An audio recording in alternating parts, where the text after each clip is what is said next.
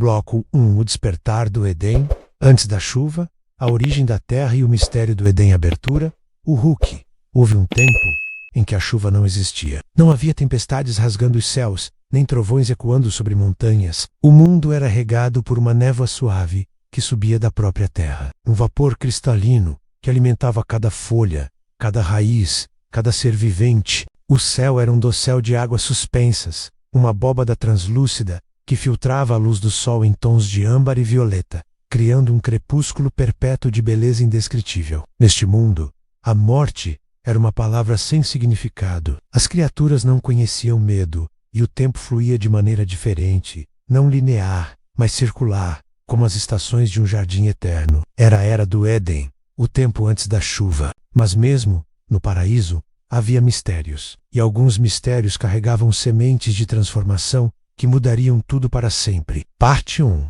A primeira emanação. No princípio, antes do princípio conhecido, existia apenas o silêncio sonoro, uma vibração tão profunda que parecia quietude, tão completa que continha todas as possibilidades. Não era o nada, mas o tudo ainda não manifestado. Os sábios que viriam depois chamariam isso de Ein Sof, o infinito sem limites. Então veio a primeira palavra. Não um som comum, mas uma frequência que atravessou o Nau-Ziriu, convocou a existência. Yeior, haja luz. E não foi a luz física que conhecemos, refletida e absorvida, mas a luz primordial, a Or Ein Sof, que continha dentro de si toda a informação, toda a forma, todo o destino futuro da criação. Esta luz se desdobrou em camadas, como um cristal se fragmentando em arco-íris infinitos. 7 dimensões de existência emergiram, cada uma vibrando em frequência diferente, cada uma sustentando um tipo específico de vida. Os reinos superiores permaneceram puramente espirituais, domínios de consciência sem forma. Os reinos intermediários tornar-me-ei, moradas dos Elohim, dos vigilantes, das hierarquias angélicas, e o reino mais denso, o sétimo, cristalizou-se na matéria física, a terra. Mas a terra não foi criada vazia. Segundo o Gênesis de Melquisedeque, menos aqueles registros antigos preservados em Salém, a criação seguiu um padrão de emanação progressiva. Primeiro veio o fogo primordial, a energia pura da vontade divina. Dele nasceu o ar, o sopro que separaria e organizaria. Do ar condensou-se a água, o meio fluido da transformação. E da água precipitou-se a terra, a substância final, o palco onde o drama cósmico seria encenado. Cada elemento continha memória dos anteriores. A terra sólida ainda vibrava com a umidade da água. A água carregava o movimento do ar. O ar ressoava com o calor do fogo. E o fogo, no seu núcleo mais íntimo, lembrava-se do silêncio original de onde tudo emergira. Parte 2.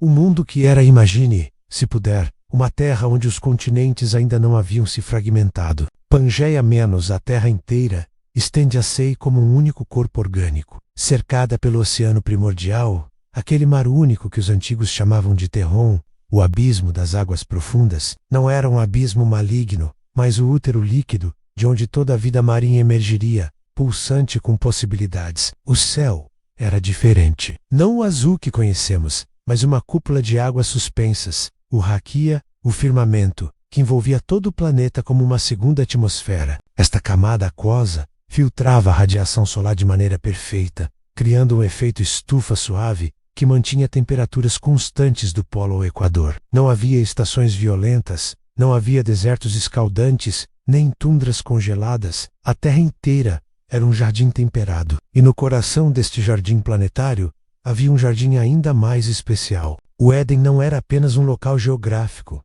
embora ocupasse um vale específico no Planalto Armênio, onde 4 grandes rios nasciam de uma fonte comum. Era também, e principalmente, um estado de consciência, uma frequência dimensional onde o véu entre os mundos era tão fino que se tornava transparente. Ali, céu e terra se tocavam. O espiritual e o material dançavam juntos, sem separação. As escrituras falam de 4 rios: Pison, Gihon, Tigre e Eufrates. Mas o que não dizem é que estes não eram apenas canais de água, eram artérias de energia viva, carregando força vital para todas as direções. Pison fluía para Abilá, onde crescia o ouro verdadeiro, não um metal comum que conhecemos, mas uma substância luminosa, incorruptível, que nunca oxidava. Os sábios posteriores buscariam este ouro alquímico por milênios, sem entender que ele existira literalmente uma vez, antes que a física do mundo mudasse. Gihon cercava a terra de Cush com águas escuras e férteis, trazendo solos negros de riqueza inimaginável. Uma única semente plantada ali poderia alimentar uma família por meses. Tigre e Eufrates, os únicos que sobreviveriam à catástrofe futura, já então definiam a Mesopotâmia, a terra entre rios que guardaria memórias fragmentadas destes dias gloriosos em seus mitos de Dilmun e Eridu. No centro exato do jardim, cresciam duas árvores que não eram como as outras. A árvore da vida elevava-se majestosa, seus ramos alcançando o dossel de águas enquanto suas raízes penetravam até as câmaras mais profundas da terra. Seus frutos nunca caíam, nunca apodreciam, e brilhavam com luz própria mesmo no crepúsculo perpétuo do Éden. Não eram maçãs, como a arte medieval sugeriria menos, eram algo entre fruta e cristal, entre substância e luz. Impossível de descrever com palavras que só conhecem o mundo caído. Próxima, mas distinta, crescia a árvore do conhecimento do bem e do mal. Seus frutos eram igualmente belos, agradáveis aos olhos e desejáveis para dar entendimento, mas carregavam um peso diferente, uma seriedade que até as criaturas inocentes do jardim percebiam instintivamente. Os animais não se aproximavam dela, as aves não pousavam em seus galhos. Havia um espaço de respeito, quase reverencial ao seu redor. A parte 3. Os guardiões do mistério antes de Adão, antes do homem de barro, o mundo não estava vazio de inteligência. Os Elohim, menos palavra plural que os tradutores posteriores, renderizariam simplesmente como Deus, mantinham suas cortes nos reinos superiores. Eram consciências de poder inimaginável, cada uma responsável por aspectos específicos da criação em andamento. Alguns supervisionavam os movimentos planetários, outros moldavam as formas de vida, outros ainda mantinham os registros, as memórias, os padrões arquetípicos que guiariam o desdobramento futuro. 200 deles desceriam Fatid Comet,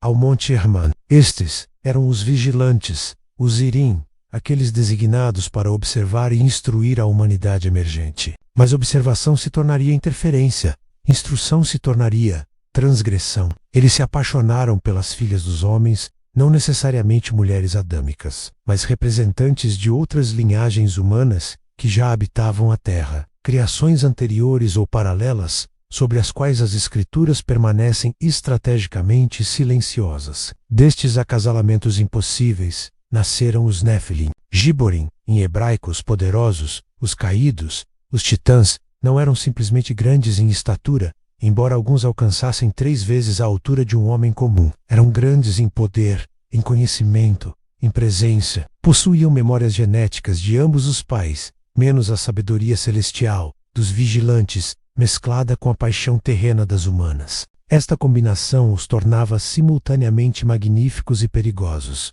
capazes de grandes feitos de construção e arte, mas também de violência sem precedentes. Eles construiriam cidades de pedra ciclópica que desafiariam as tentativas de explicação de arqueólogos futuros. Ensinariam metalurgia, transformando rochas comuns em bronze e ferro, por processos que combinavam química e magia. Mapeariam as estrelas com precisão, que não seria igualada até a era moderna. E lentamente, inexoravelmente, corromperiam a ordem natural da criação com suas experiências genéticas, cruzando espécies que nunca deveriam se misturar. Mas havia um que permaneceu à parte de toda esta turbulência. Melquizedek Aviso, o Criador, Ensof Luz, primordial, luz humanoide sem forma fixa, rosto indefinido radiando serenidade, brilho dourado e branco pulsante, vestes etéreas translúcidas, que mudam de cor, idade, infinita. Elohim, rostos simétricos e angelicais, expressão impassível e majestosa, túnicas longas em branco perolado e azul celeste, com detalhes dourados. Aparência: 30 a 40 anos. Vigilantes Iron, rostos fortes e alongados, expressão intensa e curiosa, olhos luminosos, armaduras leves em prata e a túnica balto com mantos brancos. Aparência: 35 anos. Nephilim, rostos largos e marcados, expressão orgulhosa e poderosa, pele levemente luminosa, roupas de pele e metal em tons de cinza escuro e bronze. Aparência: 25 a 30 anos, porém gigantes. Adam, rosto harmonioso e jovem, expressão inocente e contemplativa, cabelos castanho claros, túnica simples de linho bege claro. Idade visual, 20 anos. Ava-eva, rosto delicado e simétrico, expressão calma e desperta, cabelos longos custenro vermelhados, veste leve verde claro com detalhes dourados naturais. Idade visual, 19 anos. Melquisedeque, rosto angular e sereno, olhos profundos e sábios, barba curta, túnica branca com faixa roxa e detalhes dourados, semblante atemporal. Idade visual, 40 anos, mas aparência eterna. Parte 4. O rei sem genealogia. Ele aparece no registro bíblico de maneira abrupta, sem introdução, como se sempre tivesse estado ali. Melquisedeque, rei de Salém, sacerdote do Deus Altíssimo, sem pai, sem mãe, sem genealogia, sem princípio de dias nem fim de vida. Quem era ele? As tradições divergem fascinantemente. Alguns dizem que era Shem, filho de Noé, que teria vivido 600 anos e testemunhado a transição entre mundos. Outros afirmam que nasceu diretamente da palavra divina, manifestando-se já adulto e pleno de sabedoria. O Gênesis de Melquisedeque, menos aquela coleção de textos preservados pelos sacerdotes de Salém, menos sugere algo ainda mais profundo. Ele não era uma pessoa, mas um ofício, um princípio cósmico, encarnado à própria lei do equilíbrio tomando forma humana. Seu nome carrega camadas de significado. Melquisedeque, meu rei é justiça, ou rei da retidão. Rei de Salém menos Shalom, rei da paz. Ele personificava a síntese dos opostos, a harmonia entre justiça e misericórdia, lei e graça, o masculino ordenador e o feminino receptivo. Em sua cidade de Salém, futura Jerusalém, Melquisedeque mantinha o templo original, não uma estrutura de pedra, mas um espaço consagrado onde o véu dimensional era ainda mais fino que no Éden. Ali ele guardava os registros, aquelas tábuas de cristal onde estavam inscritos os padrões de toda a criação, passada e futura. Ali ele oferecia o sacrifício perpétuo de pão e vinho, símbolos que transcendiam suas formas físicas para representar corpo e sangue, matéria e espírito, terra e céu, unidos em sacramento. E ali naquele templo fora do tempo, Melquisedeque instruía os escolhidos nos mistérios maiores. Adão visitaria Salém regularmente após sua criação, caminhando os 3 dias de jornada desde o Éden. Nestas visitas,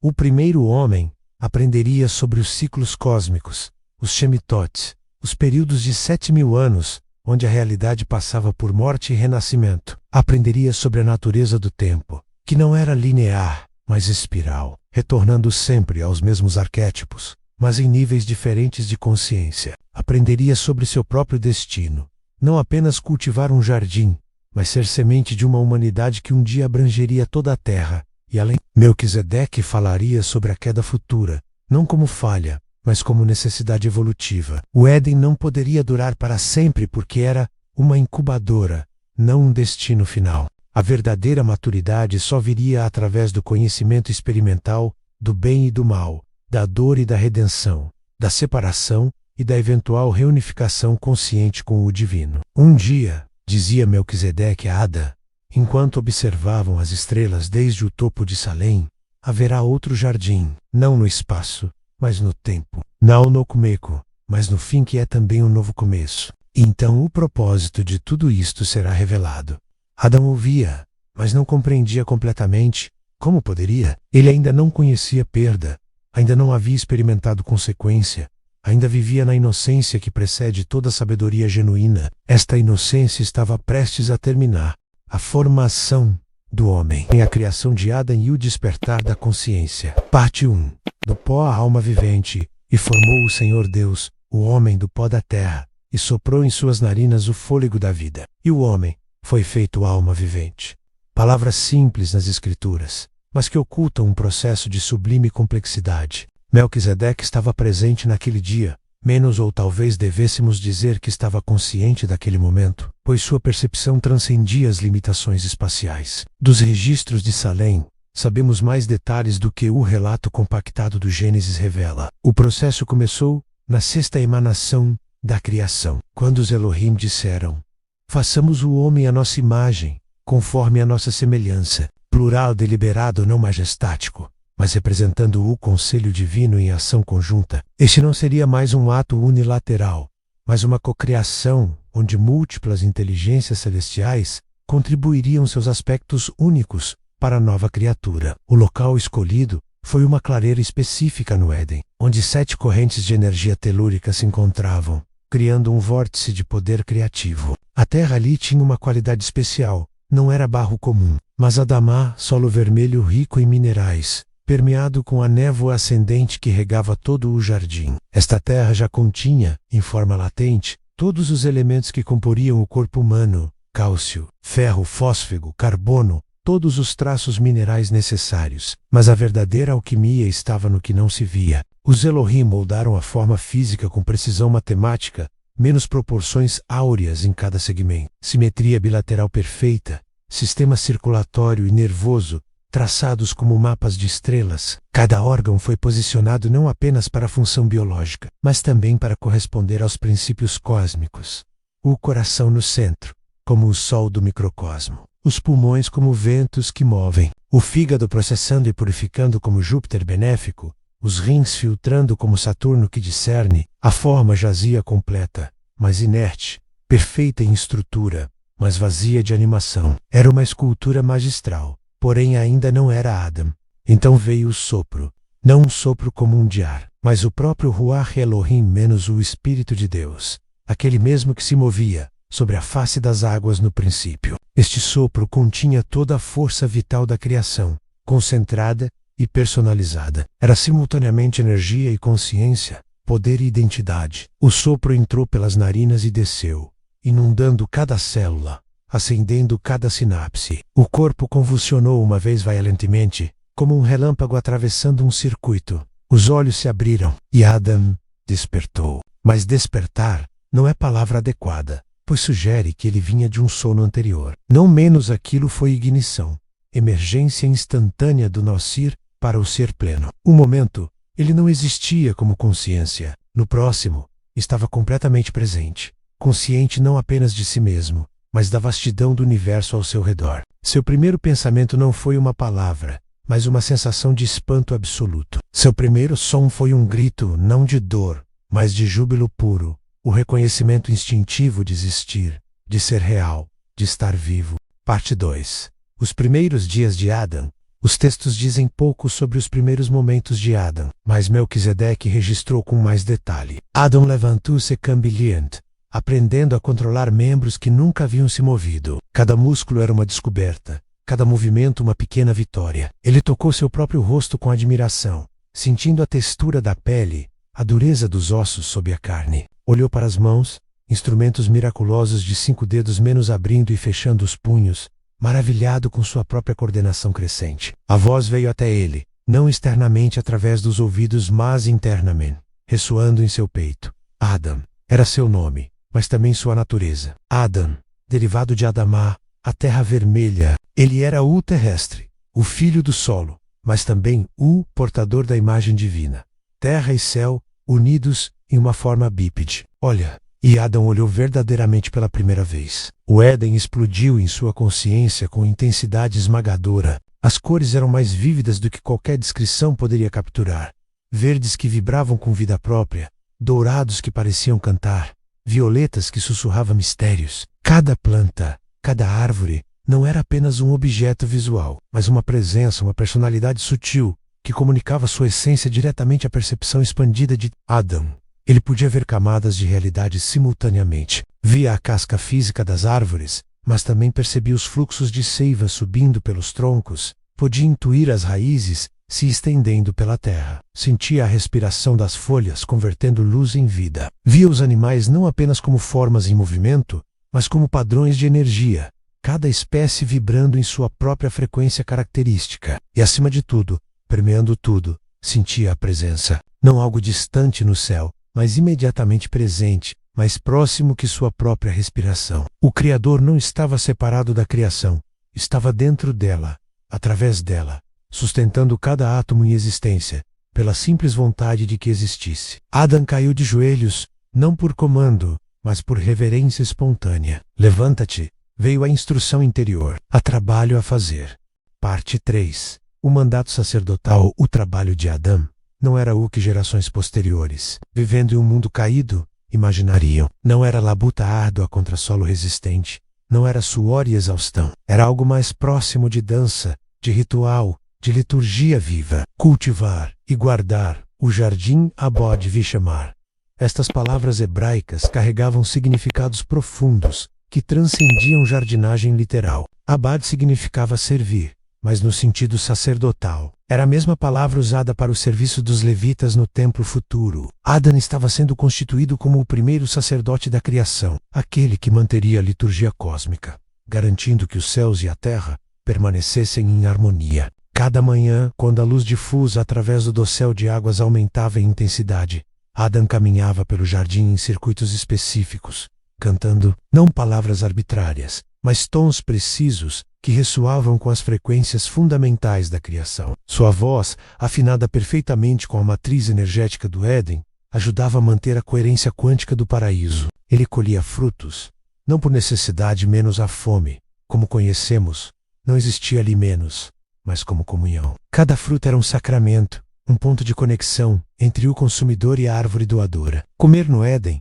era participar da essência da planta, entender intimamente sua natureza, agradecer sua generosidade. Chamar significava guardar, vigiar, proteger, mas contra o quê? Esta era a parte do mandato que Adam levaria tempo para compreender plenamente. O Éden, embora perfeito, não era selado. Havia fronteiras permeáveis, lugares onde outras dimensões se tocavam, portais por onde entidades de natureza diversa podiam transitar. Alguns destes visitantes eram benignos menos anjos mensageiros, vigilantes designados como supervisores. Outros eram mais ambíguos. Adam aprendeu a discernir, desenvolveu uma sensibilidade sutil para detectar quando algo não pertencia completamente ao jardim, quando uma presença carregava frequências dissonantes com a harmonia edênica. Nestes momentos, ele não usava força física a menos que necessidade haveria, mas pronunciava palavras de poder que reforçavam as fronteiras, que recordavam às entidades errantes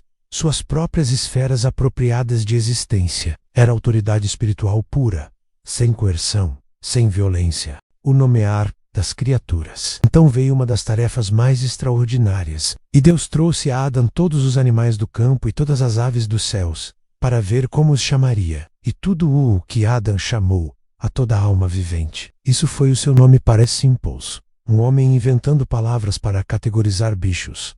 Mas era imensamente mais profundo. Nomear, na consciência edênica, não era atribuir rótulos arbitrários. Era perceber a essência íntima de cada criatura e pronunciar sua verdade interior em forma sonora. O nome verdadeiro de algo era sua assinatura vibracional, a frequência específica na qual aquela forma de vida ressoava. Os animais vieram em procissão, instintivamente ordenados por famílias e afinidades. Primeiro os grandes herbívoros menos criaturas magníficas, que nas eras futuras seriam lembradas como dinossauros. Embora este termo não capture adequadamente sua majestade original, Adam observava cada um, absorvendo sua presença, sentindo seu temperamento, compreendendo seu papel no ecossistema edênico. E então pronunciava: para o leviatã terrestre de pescoço longo, que alcançava os ramos mais altos. Behemoth, a quintessência da força terrena. O nome saiu de Adão não como invenção, mas como reconhecimento,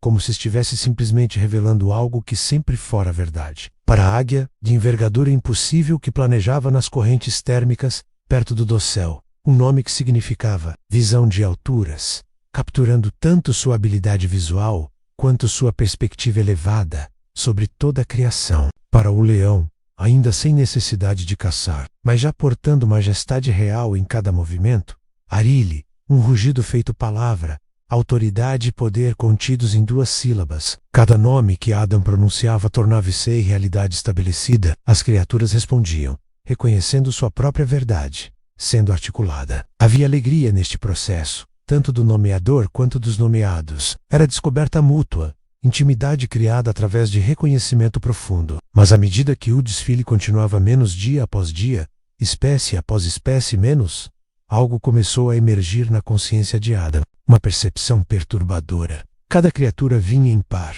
macho e fêmea, complementares, refletindo-se um no outro. O Behemoth tinha sua companheira, ligeiramente menor, mas igualmente majestosa. A águia voava em dupla, suas asas traçando padrões sincronizados no ar. Até os pequenos, os insetos luminosos que piscavam no crepúsculo perpétuo, vinham emparelhados. Adam estava sozinho. Parte 5. A solidão ontológica. Não é bom que o homem esteja só. Foi o próprio Criador quem nomeou o problema, mas Adão já o sentia crescendo em seu peito como uma inquietação indefinível. Ele tinha companhia abundante. Conversava com os Elohim nas viradas do dia. Recebia visitas de Melquisedeque, que vinha instruí-lo nos mistérios. Interagia com milhares de criaturas, cada uma oferecendo sua forma única de amizade. O próprio jardim era companhia vivo, responsivo, conscientemente benevolente, mas não era suficiente. A solidão de Adão não era social, mas ontológica. Ele era único na sua categoria. Os animais eram maravilhosos, mas essencialmente diferentes. Suas consciências operavam em espectros que não se sobrepunham completamente à sua. Os Elohim eram gloriosos, mas transcendentalmente superiores. Menos conversas com eles tinham sempre a qualidade de professor-estudante, nunca de iguais. Adam precisava de alguém que fosse ele, mas que não fosse ele. Um espelho que o refletisse, mas que também lhe mostrasse algo novo. Um igual, que fosse simultaneamente outro. Melquisedeque compreendeu isto durante uma de suas visitas. Sentado sob a árvore da vida, ele disse a Adão: Tu és a imagem de Deus, mas a imagem está incompleta. Deus não é apenas unidade, mas também comunhão. Dentro do a multiplicidade, Pai, Palavra e Espírito, dançando em eterna relação. Tu precisas desta dança também. Então, o que devo fazer? Perguntou Adão, sentindo pela primeira vez algo parecido com ansiedade. Nada, respondeu Melquisedeque com um sorriso enigmático. Isto não é algo que tu possas fazer. É algo que será feito a ti e por ti, simultaneamente. Prepara-te para o mistério. Naquela noite, ou o que passava por noite no Éden, um aprofundamento da luz dourada em tons mais suaves de âmbar, Adão sentiu uma sonolência incomum descendo sobre ele. Não era fadiga, pois fadiga não existia ali. Era algo mais profundo, um chamado às profundezas da consciência, um convite para descer a camadas de si mesmo, que ainda não explorara. Ele não resistiu. Deitou-se sob a árvore da vida, seus ramos formando um dossel protetor sobre ele. E então veio o sono que não era sono. O Tardema, transe profundo que excede o sono comum e toca os reinos do êxtase místico. Parte 6. A criação de H. Enquanto o H no estado de Tardema, Adão experimentou algo impossível de traduzir em palavras lineares. Sentiu-se dividido, mas não diminuído. Uma parte de si sendo separada, mas não arrancada, menos liberada, como uma melodia sendo extraída de um acorde completo. Havia uma sensação de costela se abrindo, não dolorosamente, mas com a precisão de uma cirurgia divina realizada em níveis que transcendiam o puramente físico. O que estava acontecendo operava simultaneamente em múltiplas dimensões. Fisicamente, sim, algo estava sendo removido de seu corpo, mas também, espiritualmente, uma porção de sua alma. Seu próprio princípio feminino interior estava sendo externalizado, dado forma independente. Quando Adão despertou, a luz do jardim parecia diferente, mais rica, mais completa. E ela estava ali, Havá menos aquela que viria a ser chamada Eva, vida, mãe de todos os viventes. Ela estava de pé, iluminada obliquamente pela luz difusa, e Adão esqueceu de respirar. Não era meramente sua beleza física, embora esta fosse transcendente, proporções que seriam o padrão oculto de toda a arte futura. Uma graça natural em cada movimento que sugeria dança mesmo em imobilidade. Era algo mais profundo. Ela era simultaneamente familiar e completamente nova. Ele se reconhecia nela, menos na estrutura óssea, na cor dos olhos, em 1000 detalhes sutis. Mas ela era também radicalmente outra, menos curvas onde ele tinha ângulos, suavidade onde ele tinha firmeza, uma qualidade receptiva e lunar, que complementava perfeitamente sua natureza solar e projetiva. Adão se levantou cambaleando ligeiramente, levando a mão instintivamente ao lado esquerdo do peito. Não havia ferida, não havia dor, mas havia uma memória de ausência, um espaço que agora se sentia preenchido, não dentro dele, mas diante dele. Suas primeiras palavras para ela foram poesia espontânea, o primeiro verso de amor da história. Esta é osso dos meus ossos, e carne da minha carne. Esta será chamada varoa, porquanto do varão foi tomada a Ishá do Ish, mulher do homem. Jogos de palavras em hebraico que capturavam identidade e diferença simultaneamente. Havá Soriu. E Adan compreendeu que completude não era ausência de falta, mas presença do complemento. Ela falou, sua voz como água correndo sobre pedras suaves. Eu te conheço. E era verdade. Ela emergira já plena de consciência, portando memórias de Adam porque fora formada dele, mas tinha também sua própria perspectiva, seus próprios pensamentos, sua própria vontade. Não era extensão dele, mas contraparte, parceira, não subordinada. Melquisedeque apareceu no limiar do clarão, observando com satisfação. Agora, ele disse suavemente, a imagem está completa, masculino e feminino, ambos portadores da imagem divina. Juntos, vocês são mais verdadeiramente humanos do que qualquer um poderia ser sozinho. E assim começou a dança mais antiga, menos o relacionamento entre homem e mulher, fonte de todo o júbilo futuro e também de toda a complexidade futura. Se quiser a continuação, deixa seu gostei e comenta abaixo para a parte 2.